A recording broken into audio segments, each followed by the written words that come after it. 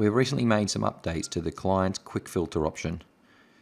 In the quick filter option now, you will find your client tags. Also, you'll now see your communication lists.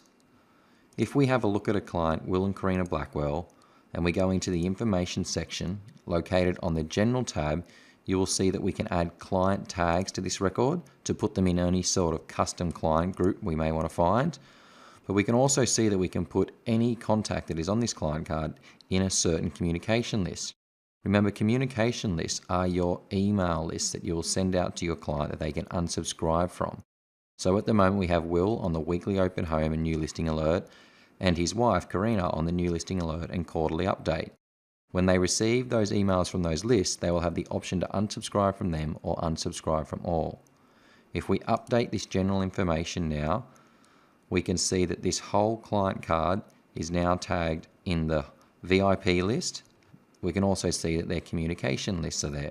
By going into the clients and using your quick filter, you will be able to find a client tag or look up your communication lists to see the people on that particular email list.